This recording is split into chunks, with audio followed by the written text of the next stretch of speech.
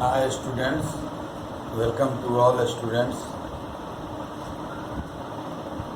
आज का टॉपिक है सोलिबिलिटी ऑफ गैस। पिछले वीडियो में सॉल्यूशंस में से related normality, molarity, mole fraction based upon numerical problem को सोल्व किए थे। उसको वीडियो में आप लोग देखिएगा, समझ में आएगा। आज का टॉपिक है solubility of gas. Solubility of gas से पहले सोलिबिलिटी के बारे में हम लोग को जानना नेसेसरी है। What is solubility? Solubility means that solubility is maximum amount of substance which is dissolved in a specific solvent at a specific temperature। कोई भी सब्सटेंस की जो सोलिबिलिटी होगी उसका मैक्सिमम कितना डिजॉल्व हो रहा है और स्पेसिफिक सोलवेंट में और स्पेसिफिक टेम्परेचर होना चाहिए। ऐसा नहीं कि किसी सब्सटेंस को किसी सोलवेंट में हम लोग चाहे तो डिजॉल्व करा सकते हैं। एज फॉर एग्जांपल साल्ट को अगर शुगर को वाटर में लेते हैं तो डिजॉल्व हो जाता है। इसी साल्ट और शुगर को अगर बेंजीन क्लोरोफॉर्म में हम लोग डालते हैं तो it is not soluble in water. इसका मीनिंग हुआ कि यह एग्जाम्पल आपको ये एक्सप्लेन कर रहा है कि किसी भी सॉल्यूट को और किसी सोलवेंट में हम लोग डिजॉल्व नहीं करा सकते हैं। इसका मीनिंग हुआ कि नेचर ऑफ सॉल्यूट और नेचर ऑफ सोलवेंट का स्टडी करना नेसेसरी होगा कि किस सॉल्यूट का नेचर कैसा है, सोलवेंट का कैसा नेचर है। तो इसके आधार पर हम लोग सोलिबिलिटी का स्टडी कर सकते हैं। ऐसे जनरली सोलिबिलिटी का जो मेजरमेंट करते हैं, सॉल्यूट का जो अमाउंट डिजॉल्व होता है पर 100 ग्राम में, तो उसका नाम हम लोग सोलिबिलिटी देते हैं कि amount of solute in gram और mole dissolved in 100 gram of solvent is known as solubility नाम देते हैं। सोलिबिलिटी ऑफ सॉलिड भी है, सोलिबिलिटी ऑफ लिक्विड भी है, सोलिबिलिटी ऑफ गैस भी है। सोलिबिलिटी ऑफ सॉलिड भी इम्पोर्टेंट है। उसमें सॉलिड साल्ट है, शुगर है, इस तरह के सॉलिड सब्सटेंस को हम लोग वाटर में डिजॉल्व करा सकते हैं या नहीं करा सकते हैं। बेंजीन या क्लोरोफॉर्म में डिजॉल्व करा सकते हैं या नहीं। तो इसके लिए आता है कंसेप्ट की नेचर ऑफ सॉल्यूट और सोलवेंट अगर सेम होगा तो उस कंडीशन में वह क्या होता है कि वह डिजॉल्व होता है। और इस कंसेप्ट को हम लोग नाम देते हैं like dissolves like. As for example इसको समझ सकते हैं कि वाटर में NaCl जो डिजॉल्व होता है तो ये हो गया NaCl, सपोज कीजिए कि NaCl, और यह NaCl का ब्रेक डाउन हो रहा है, आयनाइज हो रहा है Na प्लस आयन और Cl माइनस आयन में हो रहा है। तो ये टूट गया। अब Na प्लस वाटर का इसका आयनिक नेचर है और वाटर का डाइपोल नेचर है। H के ऊपर पार्शियली पॉजिटिव, O के ऊपर क्या होगा, पार्शियली निगेटिव। तो इस Na के ऊपर जो प्लस है इसके चारों तरफ वाटर का मॉलिक्यूल इस वे में सराउंडेड रहता है। इस वे में सपोज कीजिए कि इसको घेरे हुए रहता है। लार्ज नंबर ऑफ वाटर का मॉलिक्यूल्स होता है, ऑक्सीजन, हाइड्रोजन, ये हाइड्रोजन इसके ऊपर पार्शियली निगेटिव, इसके ऊपर पार्शियली निगेटिव, और इस तरह से 3D में घेरे रहता है, सराउंडेड रहता है। Na प्लस आयन इसके द्वारा तो ऑक्सीजन से रहता है, ये आयन हुआ, इसको डाइपोल बोलेंगे। इसके ऊपर पार्शियली पॉजिटिव सभी वाटर के, O के ऊपर माइनस हो गया, H के ऊपर क्या हो गया, प्लस। ये आयन हुआ तो इसका नाम हम लोग देते हैं आयन डाइपोल इंटरएक्शन नाम देते हैं। Ion dipole interaction. The interaction या the force of attraction developed between ion and dipole molecule is known as ion dipole interaction. Ion dipole interaction. Similarly, Cl minus ion भी इसी वे में dissolve होता है। Cl के ऊपर माइनस आयन है, थोड़ा सा इसका जो अरेंजमेंट है वो बदल जाता है। अब इसमें इसको ऐसे सराउंडेड रहता है। तो इसका नाम हम लोग देते हैं कि सोलिबिलिटी, मतलब सोल्यूट इन लिक्विड, इसमें डिजॉल्व होता है। पार्शियली पॉजिटिव, इसके ऊपर भी पार्शियली पॉजिटिव, H के ऊपर पार्शियली पॉजिटिव चार्ज हुआ, इसके ऊपर पार्शियली पॉजिटिव ये ऑक्सीजन हुआ, और इस वे में इसको हम लोग कह सकते हैं कि इस वे में ये चारों तरफ से क्या करता है कि इसको घेर लेता है, जिसको हम लोग कहते हैं कि ये एक दूसरे में सोलेबल हो गया। इसको हम लोग शॉर्ट में ऐसे भी रिप्रेजेंट कर सकते हैं कि बीच में ये है बड़ा सा मोलेक्यूल हो गया, इसके चारों तरफ ये घेर दिया, ये इसको इसके चारों तरफ घेर दिया, ये छोटा मोलेक्यूल ये छोटा हो गया, ये भी छोटा हो गया, यह भी छोटा हो गया। सेम इसी प्रकार यह छोटा, इसको हम लोग ऐसे रिप्रेजेंट कर सकते हैं।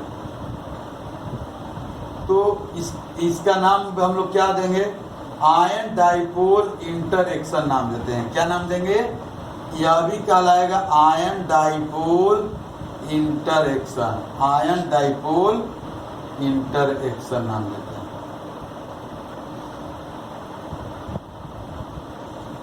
Ion dipole interaction.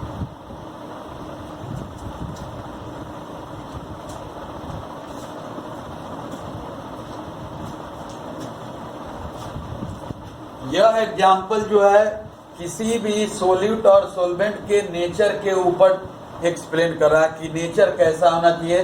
तो सेम अगर नेचर है, नॉन पोलर है तो नॉन पोलर सोल्यूट है, नॉन पोलर सोलवेंट है तो उसमें उसकी सोलेबिलिटी मैक्सिमम हो सकती है।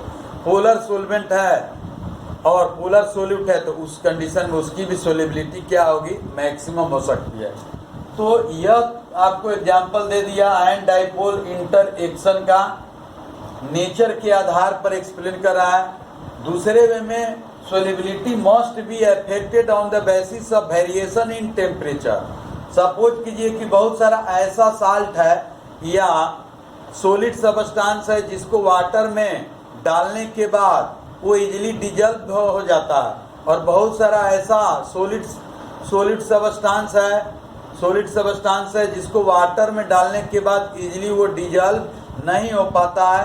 तो इस कंडीशन में हम लोग क्या करते हैं, जब टेम्परेचर को अप्लाई करते हैं तो कुछ ये सॉलिड सबस्टांस टेम्परेचर बढ़ाने से बढ़ने लगता है उसकी सोलिबिलिटी, लेकिन किसी सबस्टांस का टेम्परेचर जो है बढ़ाने से उसकी सोलिबिलिटी कम हो जाती है। एज फॉर एग्जांपल वाटर में अगर साल्ट को, जो खाने वाला नमक है जो टेबल साल्ट के नाम से, कॉमन साल्ट NaCl के नाम से जानते हैं, इसको वाटर में डालने के बाद इजीली वो डिजल्व हो जाता है, जिसका नाम देते हैं हम लोग डिसोल्यूशन नाम देंगे। जो ऑटोमेटिक वो डिजल्व होता हो तो उसका नाम देंगे डिसोल्यूशन। लेकिन शुगर को अगर वाटर में डालने के बाद सोचेंगे कि वह ऑटोमेटिकली इजीली वो डिजल्व हो जाए, तो डिजल्व होने वाला नहीं है। तो इसकी जो सोलिबिलिटी है टेम्परेचर के इंक्रीजमेंट करने पर बढ़ती है।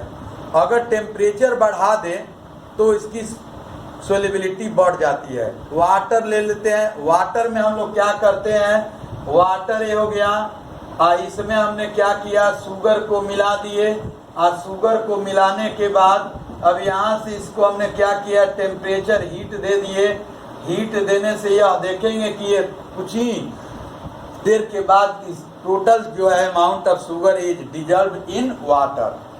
तो इसको हम लोग कह सकते हैं कि कुछ साल्ट का ओवर टेम्परेचर कम करेंगे तो सोलेबल होगा, या ऑटोमेटिक भी वो सोलेबल हो जाएगा। कुछ ऐसा भी सॉलिड सबस्टांस है जिसका टेम्परेचर बढ़ाने पर वो सोलेबल होता है। एज पर से एग्जाम्पल जो है, सेकेंड एग्जाम्पल कहता है जैसे सलाइन वाटर, जो ये हम लोग को टैप वाटर से जो निकलता है, जो बोरिंग का जो पानी होता है, जो धरती से जो पानी निकालते हैं, उसमें यह large number of solid salts are dissolve in water. उसमें बहुत सारे तरह का सॉलिड सबस्टांस डिजल्व रहता है। उसको अगर हम लोग सोचेंगे कि हीट देते हैं किसी वेसल में लेकर, तो देखेंगे कि वेसल के अंदर में क्या होता है कि व्हाइट प्रेसिपिटेट का फॉर्मेशन होता है। वह इस बात को एक्सप्लेन करता है कि इस कंडीशन में इसकी सोल्युबिलिटी तभी ज़्यादा होगा जब इसका टेम्परेचर कम होगा। अगर इसके टेम्परेचर को बढ़ा देंगे तो ये क्या होता है, सेपरेटेड होने लगता है। तो इसके आधार पर हम लोग कह सकते हैं कि सोल्युबिलिटी जो है, सोल्युबिलिटी में इक्विलिब्रियम भी इस्टेब्लिश होती है। सोल्युबिलिटी में इक्विलिब्रियम जो इस्टेब्लिश होती है तो हम लोग कह सकते हैं इसमें कि solid solid plus solvent reversible reaction, solid solid solute plus solid solid plus solvent equal to solution, equal to solution. अब इसको हम लोग रिवर्सिबल कहेंगे क्योंकि ये एक दूसरे में कन्वर्टेबल हो सकता है, कभी ये इसमें जा सकता है, कन्वर्ट करेगा, ये सेपरेट भी हो सकता है। तो सेचुरेटेड सॉल्यूशन भी इसमें मिलता है, सुपर सेचुरेटेड सॉल्यूशन भी मिलता है। सेचुरेटेड सॉल्यूशन में क्या होता है, एक्चुअली में होता क्या है कि जो सॉल्यूट पार्टिकल्स है वाटर में वो डिजल्व होता है तो उसका एंट्री होता है, गो इनटू सॉल्यूशन हम लोग कह सकते हैं। और क्रिस्टलाइजेशन भी एक टर्म होता है जो कि सेपरेटेड फ्रॉम सॉल्यूशन, सॉल्यूशन से बाहर निकलेगा और एक मॉलिक्यूल क्या है सॉल्यूशन के अंदर जाता। तो if number of solute molecules are equal to number of solute particles are equal to number of solute particles का नंबर जो है वह इक्वल हो जाए सेपरेटेड पार्टिकल्स के बराबर, मतलब जितना अंदर जाए और उतना ही बाहर निकले, तो उस कंडीशन में सेचुरेटेड सॉल्यूशन डेवलप होता है। The number of solid particles go into solution is equal to number of solid particles separated from a solution is known as saturated solution. इस सॉल्यूशन का नाम देते हैं सेचुरेटेड सॉल्यूशन। लेकिन अगर मान लीजिए कि सॉलिड पार्टिकल्स का नंबर जो है ज्यादा संख्या में सेपरेटेड होने लगे सॉल्यूशन से और solid particles go into solution जो है बहुत ही कम होने लगे, तो उस कंडीशन में हम लोग कहेंगे क्रिस्टलाइजेशन डेवलप होता है। ठीक है, तो उस सॉल्यूशन का नाम देते हैं हम लोग क्या, सुपर सेचुरेटेड सॉल्यूशन नाम देते हैं। क्या नाम देंगे, सुपर सेचुरेटेड सॉल्यूशन। अब इसके आधार पर हम लोग कह सकते हैं कि जब भी कोई सॉलिड पार्टिकल्स या वाटर से अटैच होता है तो एनर्जी का वेरिएशन होता है इंथैल्पी के टर्म में। तो वाटर मॉलिक्यूल जो इस आयन से अट्रैक्ट हो रहा है Na प्लस आयन से, Cl माइनस आयन से वाटर मॉलिक्यूल भी अट्रैक्ट हो रहा है, तो यहाँ जो एनर्जी रिलीज होगी क्योंकि अट्रैक्शन हो रहा, फोर्स ऑफ अट्रैक्शन, तो इस कंडीशन में हम लोग कहेंगे कि यहाँ पर एनर्जी का क्या होगा, लिबरेशन होगा और that reaction is said to be exothermic होगा। इसमें एनर्जी का रिबलेशन होगा, तो एनर्जी का लिबरेशन होगी तो डेल्टा एच का वैल्यू क्या होगा, निगेटिव होगा, कंसीडर करेंगे, एक्सोथर्मिक रिएक्शन है। इस एनर्जी का दूसरा नाम हम लोग देते हैं हाइड्रेशन एनर्जी।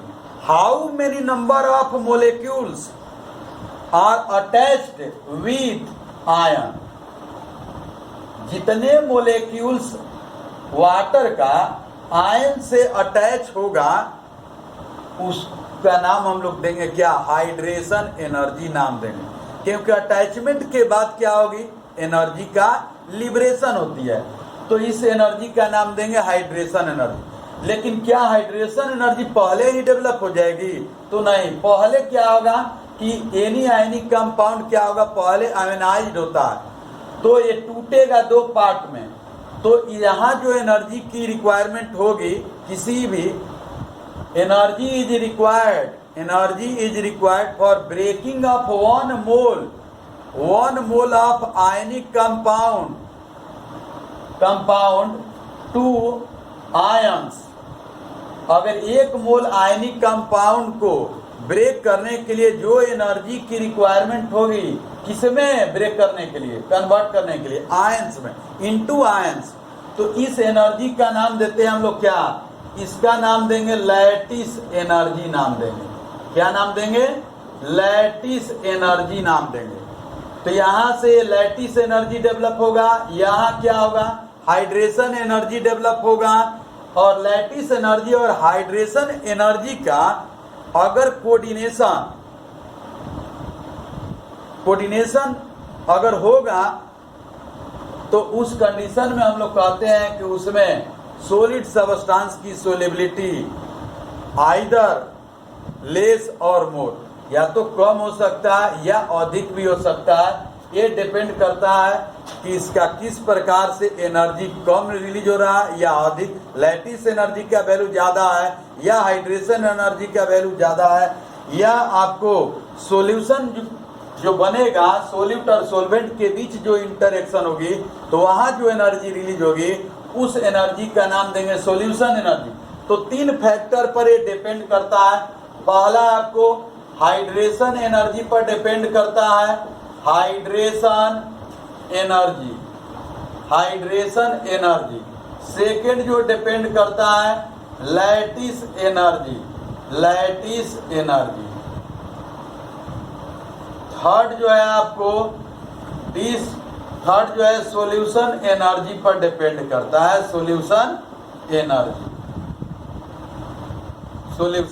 इसको हम लोग डिनोट करते हैं डेल्टा एच, एल के द्वारा डिनोट करेंगे। इसको हम लोग डेल्टा एच हाइड्रेशन और यह हो जाएगा डेल्टा एच एल के द्वारा डिनोट करेंगे। इसको डेल्टा एच सॉल्यूशन के द्वारा डिनोट करते हैं। तो 3 कंसेप्ट पर ये क्या होता है कि ये डिपेंड करता है किसी भी सॉलिड सब्सटेंस का जो सोलिबिलिटी है लिक्विड में। तो there are 3 concepts are explain the solubility of solid in liquid substance. इसी से रिलेटेड हम लोग स्टडी करते हैं या गैस का भी रिलेट करते हैं। तो यहाँ पहले अब हम लोग सोलिबिलिटी ऑफ लिक्विड के तीनों कंसेप्ट का स्टडी कर लेते हैं कि इस तीनों का कोऑर्डिनेशन क्या होगा। पहला नंबर तो इसके लिए फाइनल इक्वेशन हम लोग लिख सकते हैं कि डेल्टा एच जो सॉल्यूशन होगा, delta H solution equal to delta H hydration plus delta H lattice energy. इसके वैल्यू के आधार पर हम लोग निकाल सकते हैं कि सोलिबिलिटी आइदर इंक्रीज और डिक्रीज।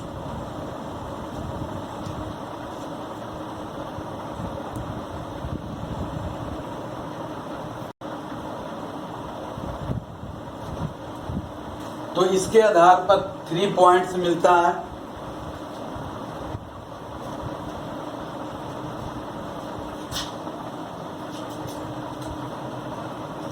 फर्स्ट पॉइंट कर रहा है कि delta H hydration is greater than और equal to delta H L lattice energy. Dissolution occurs, मतलब उसमें वह सॉलिड सब्सटेंस क्या होगा, सोलेबल होगा।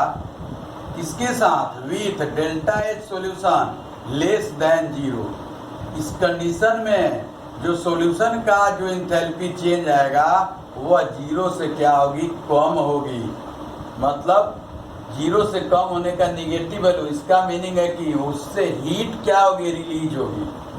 सेकंड कहता है कि the enthalpy of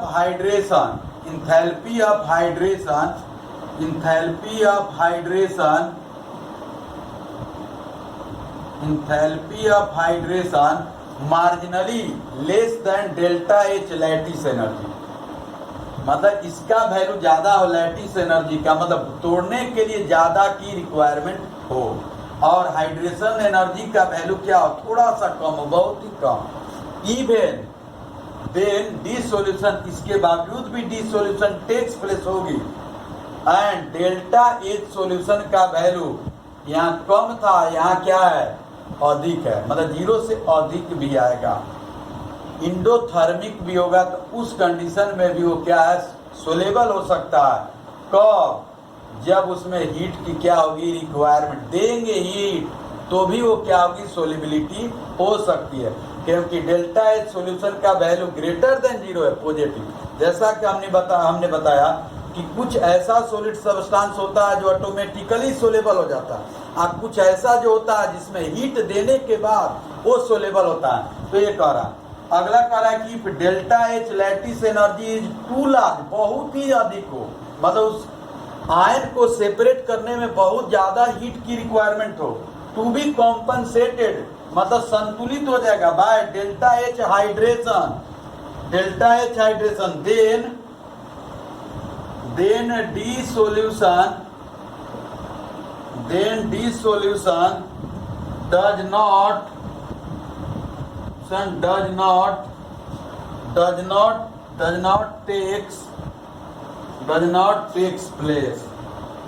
does not takes place। तो ये 3 पॉइंट्स हुआ। इसके आधार पर तीसरा जो कह रहा है कि लैटिस एनर्जी का वैल्यू बहुत ही ज्यादा हो, मतलब उस आयन को तोड़ने के लिए बहुत ही ज्यादा हीट की रिक्वायरमेंट हो, कॉम्पनसेटेड किसके द्वारा, उस हाइड्रेशन एनर्जी से संतुलित हो जाएगा, बैलेंस हो जाएगा, दोनों का वैल्यू सेम हो जाएगा। तो डिसोल्यूशन डज नॉट, तो उसमें हम लोग चाहेंगे कि सॉलिड सब्सटेंस उस वाटर में या सोलवेंट में सोलेबल हो, तो सोलेबल नहीं हो सकता है। इसके आधार पर हम लोग कह सकते हैं कि नेचर पर भी डिपेंड करता है, और क्या है, टेम्परेचर पर भी डिपेंड कर सकता है, और कलेक्टिवली आपको इंथैल्पी के रूप में क्या है, सोलिबिलिटी ऑफ, इसमें हम लोग स्टडी किए सोलिबिलिटी ऑफ लिक्विड और सोलिबिलिटी ऑफ गैस। अब सोलिबिलिटी ऑफ गैस भी क्या है, वाटर में अगर गैसीय सब्सटेंस को जनरली अगर हम लोग उसके में डाल दे तो it is not soluble in water, because gas has more escaping tendency होता है, गैस के पास एस्केप करने की टेंडेंसी क्या होती है, ज्यादा। फिर भी हम लोग ऐसा देखते हैं नेचुरली कि बहुत सारा ऐसा गैस है जो एक्वेटिक एनिमल के लिए जीने के लिए, उसके लाइफ स्पेन करने के लिए ऑक्सीजन गैस का वाटर में नेचुरली उस क्या है, डिजॉल्व है, अवेलेबल है, उपस्थित है उसमें, लेकिन उसका अमाउंट भी बहुत ही अधिक नहीं है। तो उस एक्वेटिक एनिमल के पास ऐसा बॉडी में सिस्टम है जो कि उसके वाटर के ऑक्सीजन गैस को वह क्या कर सकती है, सब सेपरेट कर सकती है। तो अब गैस की सोलिबिलिटी जो है यह भी डिपेंड करता है लाइक डिजॉल्व लाइक कंसेप्ट पर। तो लाइक डिजॉल्व लाइक कंसेप्ट का मीनिंग है कि अगर गैस का नेचर पोलर हो, अगर गैसीय सब्सटेंस पोलर इन नेचर होगा, तो उसके आधार पर हम लोग कह सकते हैं कि उसमें उसकी सोलिबिलिटी क्या होगी, पोलर सब्सटेंस पोलर सॉल्वेंट में ज्यादा होगी। तो नॉन पोलर गैसीय सब्सटेंस की सोलिबिलिटी पोलर में बहुत ही कम होगी। तो हम लोग कह सकते हैं लाइक डिजॉल्व से लाइक कंसेप्ट हुआ। तो इससे